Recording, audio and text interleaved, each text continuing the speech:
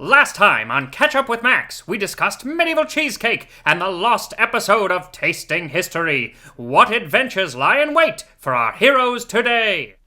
Welcome to episode 3 of Ketchup with Max. I'm Max Miller. And I am Jose. I am the disembodied voice. Yes, I am not a ghost. I can let him introduce himself. Very much alive. Such a mansplainer talking over him. So, just a caveat, we are still sharing one lavalier microphone, but hopefully by the next time, our dual lavalier microphone setup will be here, so the sound will be crystal clear.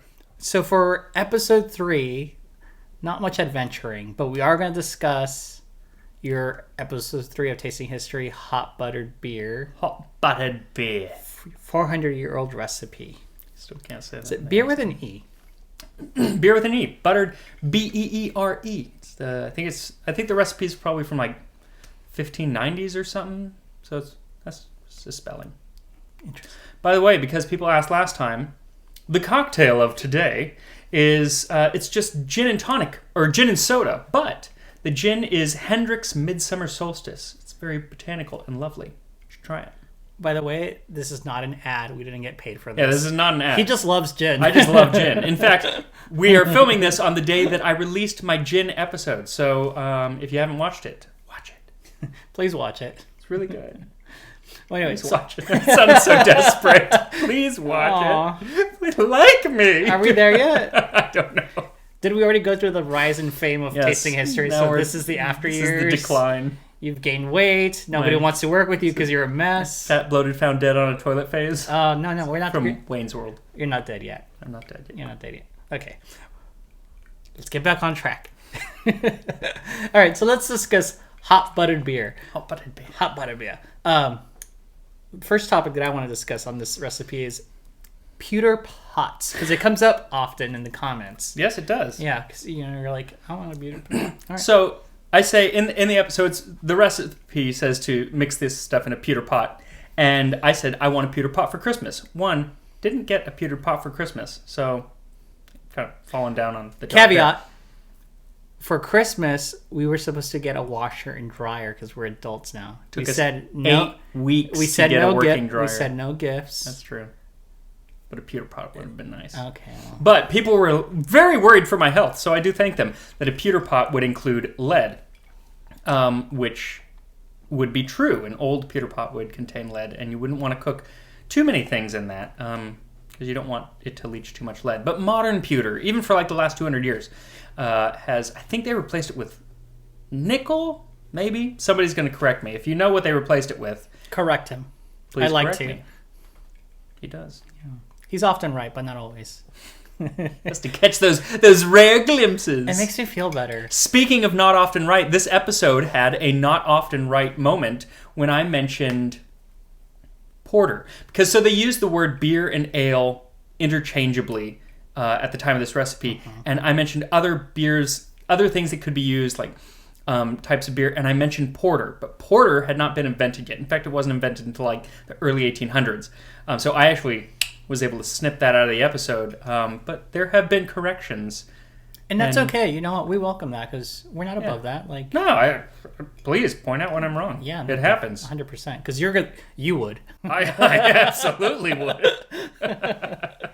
You should have seen his face when he said that. You would. So accusatory. You do these things, you know. Well, anyway, going back to pewter pots, big issue, you know, with people getting poisoned. You know, it's a bit of an issue, I guess. It actually comes up in a future episode, which is actually a past episode at this point, the tomato episode. Yes. Can you let us know a little bit about that? So they used pewter plates. And actually, if you eat off of a pewter plate, you're not getting the lead if you're eating most things off a pewter plate. But when they introduced tomatoes are very acidic, and so it would actually leach the lead out. And people would die. So they thought the tomatoes were poisonous. Sounds like a problem. I guess it can be a bit of an issue, people dying. Well, moving along, this episode, I like watching it, but I hate going back to it as far as like reading the comments. I hate going back to every episode. Well, we discussed that. I was so pale. But I'm even paler now, but it's like you're still pale, buddy. the issue for me for this episode is that there are a few things. Demerara Sugar or Demerara. How do you say it? So I say Demerara. Okay. And there were people on the Great British Bake Off who pronounced it Demerara. So some people in Britain say Demerara, but I guess most people in Britain say Demerara because the English have a curious ability to take foreign words and mold them into their own pronunciation. So they say Demerara. And so instead of saying, hey, we say it Demerara, people were like, Demerara, you're pronouncing it wrong. Unsub, dislike. It's like, okay, well, and I still get a lot of that, but it was not enough. that often.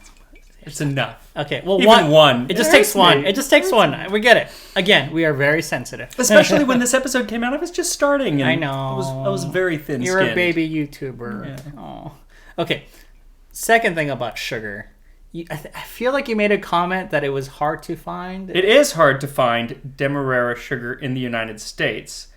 There are extremely similar types of sugar, but we use a different name. Like turbinado sugar is very, very close. Okay. They're not technically the same, but they're very, very close. Okay, so you weren't wrong when you said.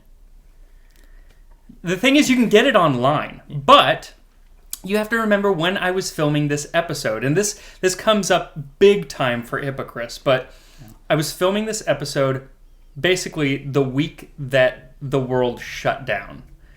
And it was hard to get anything, especially online. Toilet paper, there was a rush on toilet paper. I mean, it was the beginning of COVID. This came out on Tuesday. Friday, we were sent home from work and said, you're not coming back. So you also have to remember that I was pumping out episodes real fast then. So I filmed this like 2 days before I released it. And people still say, because I use two different kinds of ale. I use Newcastle because I had that, but then by the way, is one of the only beers I actually like to drink. Delicious. Yeah. But the second bottle was Sierra Nevada Pale Ale, and people have said that's not good British ale, and no, it's not. But it was the stores were wiped clean, so it was that or Bud Light or Corona. There was plenty of Corona beer. So, you know what? I made a choice. I called it, and I went with Sierra Nevada. And honestly, what I would have done today is just covered up the label when I poured it. Through the magic of editing. And nobody would have been the wiser. I know. My voice is changing. Oh. Mr. Simpson. There we go. That's what I was going to need you for. Like, do one of those. Well, makes sense. It all makes sense. But another reason why this episode is hard to watch was because of the beer. Because there are so many comments of people saying, hey, what the hell? What beer are you using? Like, this is terrible. Like, you're so off. Like, yeah. Again, unlike unsubscribe. People were harsh. And some of them were my family and friends. That's what I don't get. I'm like, you guys, lay off. I don't know if you can hear the cats are making quite the ruckus right now. Jamie, if you shake that, and there he is.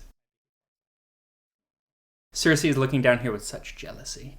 You can get treats, Sweet Pea. She's not going to. She won't come down. She will not come down. She hates the camera. She does. Moving on. So, I'm going to need a redemption from you. I wish I knew how to do this, because I want, like, huge redemption. No, not in a heavenly. More of a stone. Kind of like time for history. But like a giant and, like, solid, bold letters. I'll show you how to do it. Stone blocks. So, like, it's a lot of editing. Redemption. Like, I need you to do a better accent for hot butter beer. British, because I say it in Australian for some reason. And the Australians are like, yes, great job. Hot buttered beer. That would be nice. Hot buttered beer. Oh, buttered beer. Oh, buttered beer. I think that's like Cockney. Okay.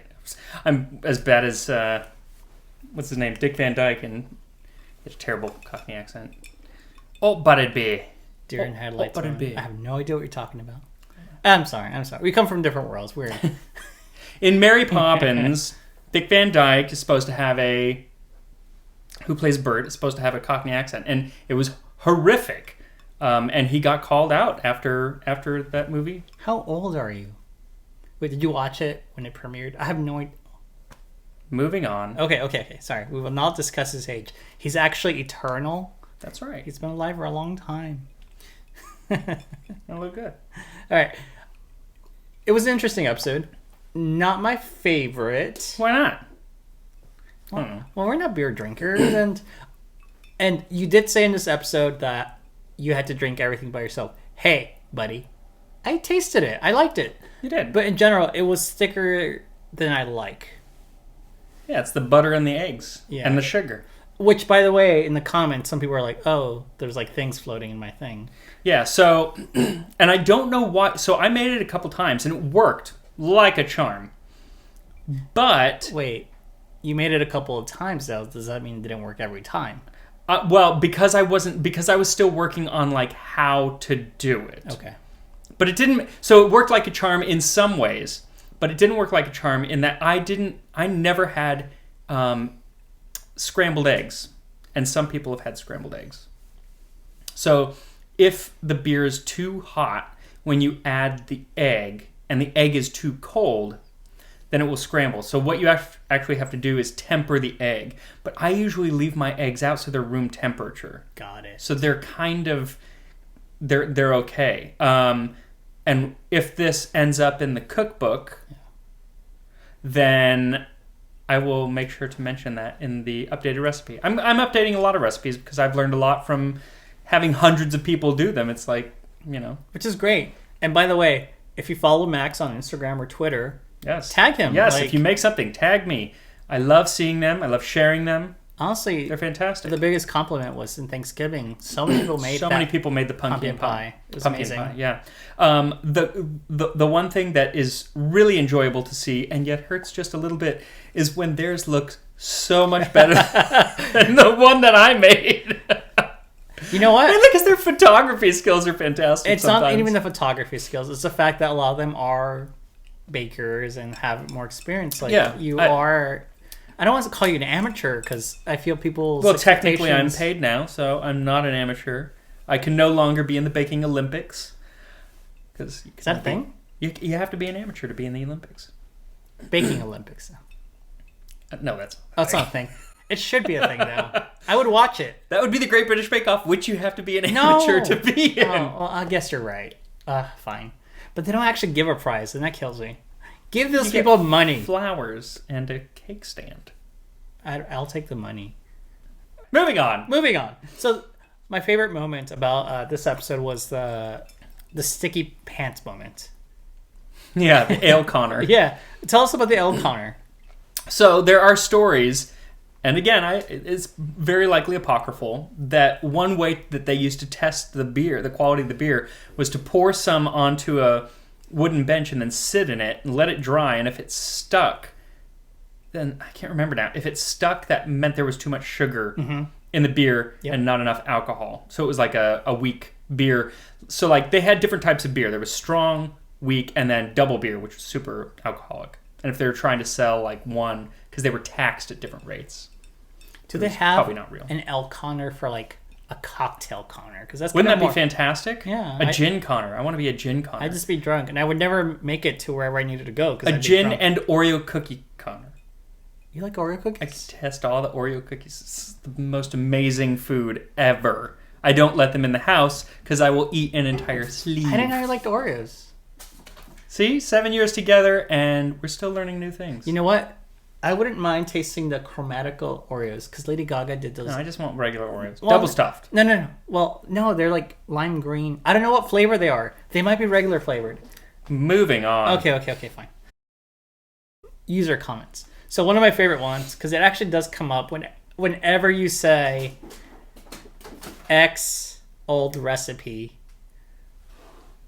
someone expected you to drink a 400-year-old drink that was just sitting around for 400 years. Yeah. So if I say, what does a 1920s birthday cake taste like? What I mean is, what does the recipe of a 1920s birthday cake taste like? But there's a limit to how many characters you can have in a YouTube description or whatever. And people will say, oh, I thought he was actually eating the 1920s or a 400-year-old beer, because there is a guy on YouTube, Steve RME, I think. I don't watch them. Sorry. He eats, Sorry, Steve. He eats like old food, like literally old food. Well, I think that's what people are expecting. That's what they're expecting, but I don't do that. But don't expect that. Don't expect that. I don't do that. I don't want to poison my Especially boyfriend. because the thing is, it's not going to taste the same. Like, if you eat something that's 150 years old, it's not going to taste the way that it was supposed to taste at that time. Yeah. Granted, none of it ever actually will taste like what it tasted like, but that's for a different thing. I mean, it's a whole show on itself. Yeah. How we can never truly recreate a recipe. Well, here's a compliment. Rickford Morningstar. I live Great with my name, Rickford. Morningstar. Is that the spiky thing that hits you in the head with I spikes? believe so. I mean, okay. I live with my best friend, and I've been raising my little sister a few years now. They both go absolutely bananas for every piece of food. You and Townsend have inspired me to cook. I went from a mediocre average level cook to decently proficient with all the practice too. Thank you, Max. You're welcome, Rickford. Townsend's. And Towsends. To put you up there. And that soon, that early. Yeah. So Towsends was a big influence on my starting the channel. Big influence. And you had a Q&A. We did have a Q&A. That was awesome. We'll put a link in the description to that Q&A. So the Q&A lives on Townsend's channel. It lives on Townsend's channel. But when you were on, at that time, you broke their record for the most concurrent viewers. So yes. Props to you. And hopefully when pandemic is over, we can do a proper... What's the word I'm looking for? Collaboration. A proper collaboration. In garb. In garb. Yes. Because I want to wear a tricorner hat. Our next comment is from Lizard Veleth. This is from 7 months ago. You had mentioned 1 penny worth of nutmegs beaten in your recipe. And then his reaction was John Townsend, heavy breathing. Every time you say nutmeg, it's like... Oh, well, right. It's like that Candyman. Yes, every time I mention nutmeg, John Townsend appears. At least in the comments, somebody mentions him. And he has. But I want to mention the pennyworth, because when I made the video, I didn't know what a pennyworth was, and I hadn't found out yet, because I thought that it was the cost of the nutmeg, but it isn't. It can actually be 2 different things. It can either be the weight, or it can be the amount of nutmeg that fits on the head of a penny. And John Townsend taught me that. So again, not very specific, because those are 2 different things. Yeah. And how finely you grate the nutmeg is going to depend on how much actually fits on there. But either way, it is not the cost. So always learning new things. I love it. And going back, Lizard Veleth, I don't know if you know, but he is the main villain of one of my favorite games, Valkyrie Profile, that came out on PS1, got ported to PSP. It's a Norse mythology game. It's amazing. I love it. It's so dark. You're a Valkyrie picking up dead people, and then you listen to all their sad stories of how they died, and then you recruit them. I'm just shocked that he has a YouTube account. That's really cool. I hate you. Well, anyway. I was waiting that whole time to make that stupid I hate you. Why are you like this? I can't with you. Well, anyway, going back to comments, there's another Max Wilson. Here's a comparison. And I'm sorry, this time it's not Captain America. Why is Elijah Wood's bigger brother teaching me how to make heart failure? I really enjoy your stuff so far. What do you think? I'm fine with anything to do with Elijah Wood. He was in Lord of the Rings, which is one of my favorite movies. And he's not the Lord of the trilogies. Rings. He is a hobbit. Well, yeah, he's a hobbit, but he's in Lord of the Rings. I'm saying he's not the Lord of the Rings. Oh, right. No. Okay. So who is the Lord of the Rings? Is that Sauron? Is he the Lord of the Rings? This needs its own episode. Or is he... Who made... Yeah, because he... No. I don't know. I would imagine it was Sauron. He made the rings, right? Tolkien. Hey, somebody call Colbert. Stephen Colbert will know. He knows everything about the Lord of the Rings. Is he a Lord of the Rings fan? He was actually in The Hobbit because he was such a big fan. Peter Jackson put him in The Hobbit. He was in The Hobbit? He has no lines. He just walks by. Does he really? Yes. It's regular Stephen And he was Colbert thrilled. walking The guy by. flies all the way to New Zealand just to walk by. No, it's not just... He has a beard and everything. You wouldn't know that it was him if he didn't say. Oh, that's amazing. All right. Well, we're going to wrap up user comments. User Pronte said, hey, wait a moment. That's not a Pokemon. And we established that last episode that... Yeah, we did not fall into the Pokemon groove. Don't call it a trap, because I would No. hit you. I Okay, wasn't going to say true. I was like the groove. The Okay. Pokemon groove until what? Like 7 or 8 episodes in, I think. It's coming up soon. I will say, though, this episode, I did taste the Buttered Beere because I just rewatched it. And I did taste it. You did taste it. So there are episodes after this. I don't remember how I filmed things. Must have been in a weird order. You're telling me. I mean... I honestly don't remember. And by the way, speaking of last episode, people are waiting for that Prince Biscuit episode. I don't know if the anniversary is the place to be. Or So it turns out I didn't delete it. finish editing it. I was partway through when I quit. He's a liar, people. I'm a liar. Don't trust him. I don't know why I remembered like completely finishing it, but I didn't finish it. Okay. So maybe we can like... Do you remember tasting them? Oh, yeah. They're not Madeleines, are they? No, they are not Madeleines at all. Okay. There is... No, not at all. All right. I love Madeleines. All right. We'll get back These to are it. much denser than Madeleines. Sounds like... I should just do an episode on Prince Biscuits, and then I'll release the unreleased episode. I don't know. Maybe I won't make them again. They were so pretty, though. Yeah, I guess. All right. Well, talk about not being a Pokemon. What the heck is behind you? This is one of my favorite Disney characters from one of my favorite Disney movies. So Mr. Toad is from the beginning, or I think Mr. Toad is the first half of, because Disney back in the 1940s did a bunch of movies where it was like 2 stories or 3 stories within one movie to make a full-length animated feature, even though it's really 2 not full-length animated features. And he was with the Ichabod Crane and Sleepy Hollow, which is also great. So if you haven't watched both of those together, you should watch them both together. And he has his own ride. And he has his own ride. And he only ever had a short? Well, it wasn't a short. It was weird. So, like, each of the 2 things were like, I don't know, 30 minutes? And then it's a full-length animated feature in an hour. The 40s were weird. We were in war. I wasn't born, so I can't... No comment. I mean, yeah, they were in war, and I wasn't born either. You know what? Every time I see it, I always think of that children's book, Frog and Toad. It's that gay couple. But it is not them. Did you just call them a couple? Were they a couple? I don't think so. Do you remember? Now I need to go back and watch, I'm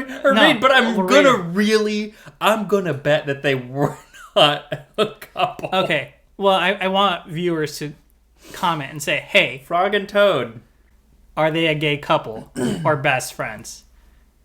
It's like the olden times. Oh, they just live together, but they're just friends. They have nothing going on. Like, That's true. I don't know. It's like James Buchanan. I mean, I don't want to out them if they're not ready, but I think it doesn't matter at this point. I think they've been dead for a few years. How long do frogs live? Toads live? 84 years. On average. Okay. They might still be alive. I'm sorry, like Mr. 4 Frog years. and Toad. All right, well, Max, take your Mr. Toad because I was done with him. As we wind down, I just want to switch gears a little bit. And I want you to tell me a little bit about pirates. Because there's a big debate between us. Pirates And ninjas. There is no debate. There's a debate. Pirates are better than ninjas. End of debate. That wasn't very exciting. That's not a very exciting debate. Exactly. Tell me about pirates and what's going on in the pirate world. Because you have a history with pirates. You were a pirate at some point. I played Mr. Smee on Disney Cruise Line. And dressed like him. I've seen the pictures. You lost that weight, and you look great. It was a fat suit, thank you very much, because I was also playing Peter Pan and Prince Charming at the time. Okay. Well, I suppose that makes sense. But yes, and it's perfect because next week's episode, I think, is on pirate food. Make sure to watch Tasting History. YouTube.com/Tasting History. I'm guessing you're not watching this if you don't watch Tasting History. I mean, maybe it would be really weird if you started with this. Yeah, I feel sorry for them. If they did, I feel bad. Oh man. Take your 20 minutes back. I hope it's 20 minutes. You might need to edit this down. I feel like I've gone through this entire cocktail. Is anyone watching this? I don't know. Mom? Pick me up? She's not watching. Oh, she's not. Your mom's not watching? I doubt it. Do you think she cringes? You know what? I just think she's had enough. Oh.